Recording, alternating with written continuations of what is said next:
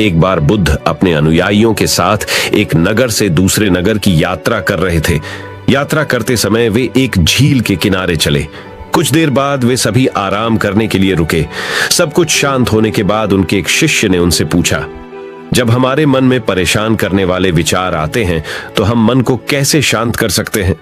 बुद्ध पेड़ के नीचे बैठे थे और उनसे बोले, मुझे प्यास लग रही है, क्या आप मेरे लिए उस झील से कुछ पानी ला सकते हैं?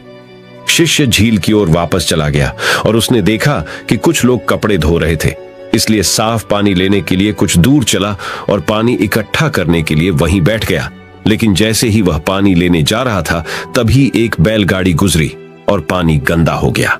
शिष्य ने इंतजार किया, लेकिन वहां कुछ न कुछ चीजें चल रही थीं और पानी अभी भी गंदा था।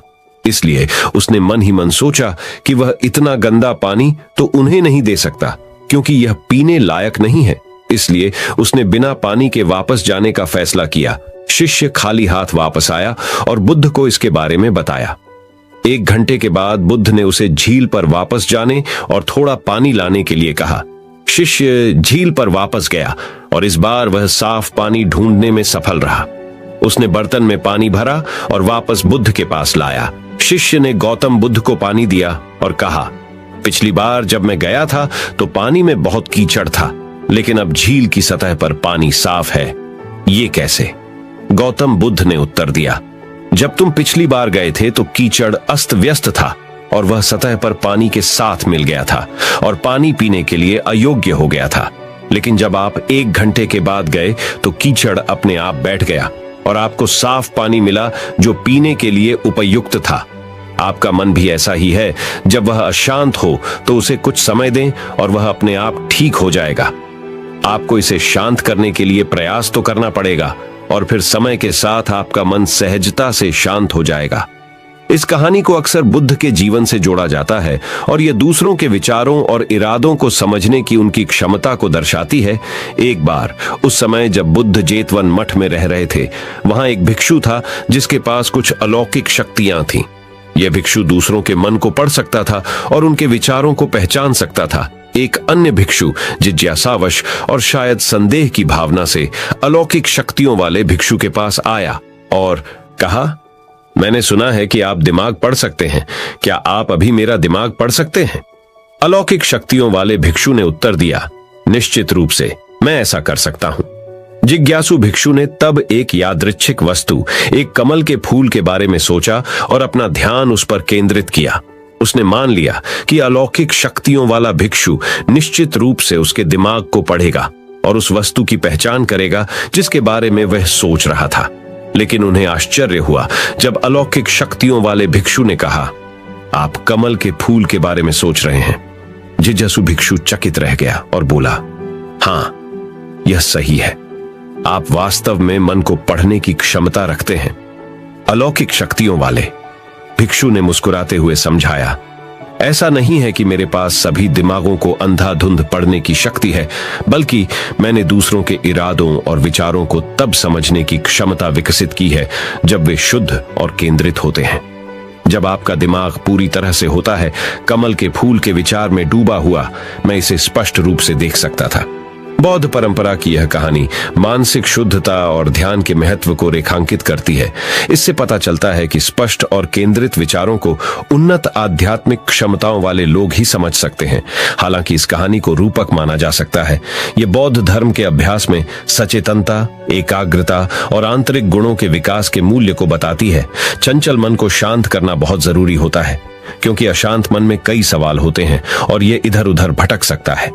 गौतम बुद्ध मन को शांत करने के आयामों के बारे में बताते हैं। हम सभी जानते हैं कि व्यक्ति का मन बहुत चंचल होता है। यही कारण है कि मन अशांत रहता है और कई तरह के सवालों का जन्म भी अशांत मन के कारण ही होता है। यदि आप जीवन में शांति चाहते हैं तो इसके लिए जरूरी है मन को शांत करना। लेकिन मन को शांत कैसे किया जाए? गौतम बुद्ध से जुड़ी इस कहानी के माध्यम से आप जान सकते हैं कि मन को शांत करने का क्या तरीका है। इसमें भगवान गौतम बुद्ध द्वारा मन को शांत करने के आयामों के बारे में बताया गया है। जानते हैं इस कहानी के बारे में, जिससे आपका जीवन बदल जाएगा। मन को शांत करने की कहानी। एक बार एक लड़का गौतम बुद्ध के पास जाकर कहता है, मेरे जीवन में बहुत अशांति है, कृपा करके आप मेरा मार्गदर्शन कीजिए जिससे कि मैं इस अशांति से छुटकारा पा सकूं। गौतम बुद्ध लड़के से जीवन की अशांति का कारण पूछते हैं। लड़का उत्तर देता है, अत्यधिक विचारों के कारण मेरे भीतर बहुत सारे विचार आते हैं जिससे मेरा मन अशांत रहता है। बुद्ध मुस्कुराते हुए कहते हैं, ऊपर आकाश की ओर देखो और बताओ कि तुम्हें सूर्य दिख रहा है। लड़का ऊपर देखता है और कहता है, धूप दिख रही है। बुद्ध उससे पूछते हैं कि अगर तुम लगातार धूप में खड़े रहोगे तब क्या होगा। वह कहता है, मुझे अत्यधिक गर्मी लगेगी और शरीर में बेचैनी होगी। बुद्ध लड़के से कहते हैं कि अगर धूप में खड़े रहने से तुम्हें गर्मी लगती है तो इसमें दोष किसका है, सूर्य के ताप का या तुम्हारा? लड़का कुछ सोचने के बाद कहता है, इसका जवाब आप भी बताइए। बुद्ध कहते हैं, सूर्य का काम है ताप देना और ताप का काम है गर्मी लगना। ऐसे में तो दोष तुम्हारा ही है कि तुम धूप में जाकर खड़े हुए जिससे कि तुम्हें गर्मी लगी। तुम्हें अगर शीतलता चाहिए तो तुम्हें छांव में रहना होगा। ठीक इसी तरह चंचल मन का भी स्वभाव होता है विचारों और भावनाओं को जागृत करना। विचार क्षण भर के लिए होते हैं, लेकिन विचार से पैदा हुई भावनाएं देर तक टिकी रहती हैं। लेकिन यह तुम्हें निर्णय लेना है कि तुम्हें विचार और भावनाओं के साथ चलना है या अलग दिशा बनानी है। कैसे करें मन को शांत? बुद्ध कहते हैं, मन को शांत करने के लिए तन के आयाम पर काम करना सबसे आसान तरीका है। शरीर के स्तर पर हमारी कर्मेंद्रियां और ज्ञानेंद्रियां हैं। कर्मेंद्रियां कर्म और ज्ञानेंद्रियां ज्ञान से जुड़ी होती है। इससे हम अपनी संवेदनशीलता को बढ़ा सकते हैं, यानी हम जो भी काम करें उसे आनंद के साथ करें। मन के आयाम से हटकर तन के आयाम पर जाने से ही तुम्हारा चित्त शांत होगा। ऐसा करने से तुम मन के आयाम से हटकर शरीर के आयाम पर आ जाओगे, ठीक उसी तरह जैसे तुम धूप से हटकर छांव में आ सकते थे। मन के आयाम से हटने पर तुम्हारी जागरूकता तन पर आ जाएगी। जब तुम तन के आयाम पर काम करोगे तब तुम्हारा चित्त शांत होगा।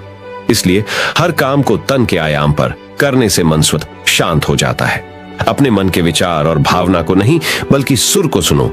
लड़का बुद्ध से कहता है, अपने भीतर के सुर को कैसे सुने? गौतम बुद्ध कहते हैं, किसी शांत स्थान पर रहकर जहां शांति हो। तब अपनी आंखें बंद करो और मन के भीतर चल रहे शोर से हटकर भीतर के सुर को सुनने की कोशिश करो। सुर निरंतर चलता रहता है, लेकिन बाहर के शोर के कारण तुम अपने मन के भीतर चल रहे सुर को नहीं सुन पाते हो। जब तुम अपने दोनों कानों को अपने हाथों से बंद कर दोगे तभी मन के सुर को सुन पाओगे। इस तरह तुम मन की अशांति से दूर हो जाओगे और तुम्हारा मन अंततः शांत हो जाएगा। तो दर्शकों, आज हमने मन को नियंत्रित करने के आयाम के बारे में गौतम बुद्ध से जाना। अगर आपका मन शांत और स्थिर है और अगर आप दृढ़ निश्चय वाले मनुष्य हो तो जीवन की बड़ी सी बड़ी समस्या भी आपका कुछ नहीं बिगाड़ सकते। जीवन की सबसे बड़ी कामयाबी यही है कि आप अपने मन को शांत और स्थिर कर पाओ। और इतना सब सुनने के बाद अब